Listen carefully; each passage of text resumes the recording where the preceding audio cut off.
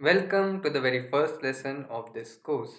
सो हमारा पहला टॉपिक है what is company and shares.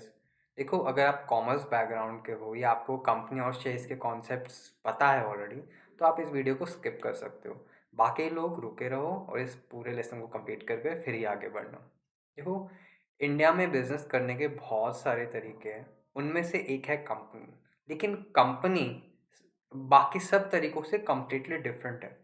मैं आपको सिंपल अगर डिफरेंशिएट बताऊँ, इन दोनों का अंतर बताऊँ, सारे तरह के बिज़नेस करने का तरीका एक तरफ, वो कंपनी शुरू करके बिज़नेस करने का तरीका एक तरफ। अगर मेजर डिफरेंस इन दोनों में मैं ये बताऊँ, तो वो होता है, आप कोई सा भी बिज़नेस देख लो, partnership, sole proprietorship, Hindu undivided business, हर बिज़नेस को एक इंसान रिप्रेज़ेंट कर रहा होता है। हर बिज़नेस को एक इंसान रिप्रेज़ेंट कर रहा होता है और उसी इंसान की बुनियाद पे वो बिज़नेस चल रहा होता है। Got it? यानी कि हर बिजनेस को एक इंसान रिप्रेजेंट कर रहा है। लेकिन कंपनी के केस में ये चीज़ कंप्लीटली डिफरेंट हो जाती है। कंपनी को कोई भी इंसान रिप्रेजेंट नहीं करता।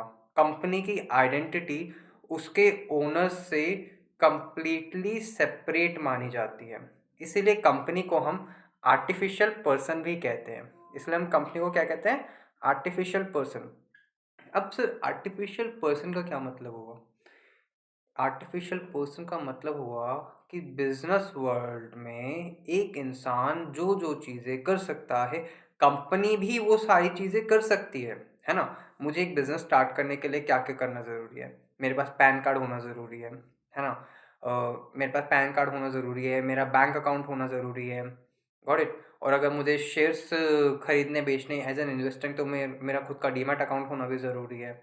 Got it? मैं अपने नाम से कॉन्ट्रैक्ट कर सकता हूँ, अपने नाम से प्रॉपर्टीज़ खरीद सकता हूँ, लैंड खरीद सकता हूँ, है ना?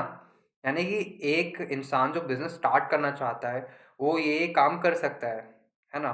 क्या कंपनी भी ऐसा कर सकती है? जी हाँ, कंपनी अपने नाम से बैंक अकाउंट खोल सकती है, कंपनी का खुद का पैन कार्ड होता है, कंपनी अपने नाम से लैंड खरीद सकती है, कंपनी अपने नाम से कॉन्ट्रैक्ट कर सकती है, यानी कि कंपनी पूरा बिज़नेस अपने नाम से चला सकती है, कंपनी को किसी इंसान की ज़रूरत नहीं है ना? लेकिन अल्टीमेटली रन कौन कर रहा है, कंपनी चला कौन रहा है? इंसान ही चला रहा है ना? लेकिन कंपनी की आइडेंटिटी को सेपरेट माना गया है उसके ओनर्स से। और ऐसा क्यों माना गया है? सिंपल रीज़न यही रहता है कि कंपनी के मालिक आते और जाते रहेंगे, लेकिन कंपनी एग्ज़िस्टेंस में हमेशा रहेगी। आप ये देख लो, टाटा टाटा को देख लो, रतन टाटा। रतन टाटा के ग्रैंडफ़ादर ने ये बिज़नेस स्टार्ट करा था, या उनके फ़ादर ने बिज़नेस स्टार्ट करा था, लेकिन उनके जाने के बाद भी बिज़नेस चल रहा है। मतलब उन्होंने कंपनी स्टार्ट करी, अब कंपनी स्टिल चल रही है। अब रतन टाटा जी का देहांत हो गया। अब उनके जाने के बाद भी कई सौ, 150 साल तक टाटा का बिज़नेस चलता रहेगा। क्यों? क्योंकि उन्होंने एज़ एन कंपनी शुरू करा था। लेकिन अगर वो एज़ एन पार्टनरशिप स्टार्ट किया होता, और अगर पार्टनर की डेथ हो जाती, है ना? अगर सपोज़ करो टाटा का जो बिज़नेस है वो पार्टनरशिप बिज़नेस होता, और अगर पार्टनरशिप में अगर दो पार्टनर से पार्टनरशिप होती है, अगर एक पार्टनर की डेथ हो जाए, तो फिर बिज़नेस बंद करना पड़ता है ना? यानी कि अगर किसी बिज़नेस को कोई इंसान रिप्रेज़ेंट कर रहा है, तो उस इंसान के जाने के बाद वो बिज़नेस की एक्ज़िस्टेंस ख़त्म हो जाती है। मतलब समझ में आया? कि अगर इंसान जिस इंसान ने वो बिज़नेस स्टार्ट करा था, अगर वो पर्सन की डेथ हो जाए, तो उस बिज़नेस की एक्ज़िस्टेंस ही ख़त्म हो जाती है। क्योंकि उस बिज़नेस का ना अलग से बैंक अकाउंट है, ना उस बिज़नेस का अलग से पैन कार्ड है। तो जब इंसान मर गया, तो फिर उस बिज़नेस की एक्ज़िस्टेंस ख़त्म, है ना? लेकिन कंपनी क्रिएट कर आपको क्या फ़ायदा है? आप रहो ना रहो, आपकी लेगेसी सालों-साल तक रहने वाली है। ठीक है? कंपनी को आर्टिफ़िशियल पर्सन इसलिए कहा गया क्योंकि कंपनी एक पर्सन की तरह ही वो सारे काम कर सकती है जो एक पर्सन कर सकता है। ठीक है? इसलिए इसे आर्टिफ़िशियल पर्सन भी कहा जाता है। अब आप समझ चुके हो कि अगर आप कंपनी स्टार्ट करते हो, तो आप रहो ना रहो, आपने कंपनी स्टार्ट कर दी, और जो जैसे-जैसे लोग आते जाएँगे, जो लोग उस कंपनी के शेयर्स खरीदते जाएँगे, वो आपके सब ओनर बन जाएँगे, और आपके जाने के बाद भी आपकी कंपनी की एग्ज़िस्टेंस बनी रहेगी। अब बात करते हैं शेयर्स की। देखो, अगर शेयर्स की सिंपल सी बात करें, तो शेयर्स का हिंदी में क्या मतलब होता है? हिस्सेदारी, है ना? अगर अगर आप अपने आपके पेरेंट्स के 4 बच्चे हैं, ठीक है? अब पेरेंट्स ने कहा कि मैं हिस्से बांट रहा हूँ, ठीक है।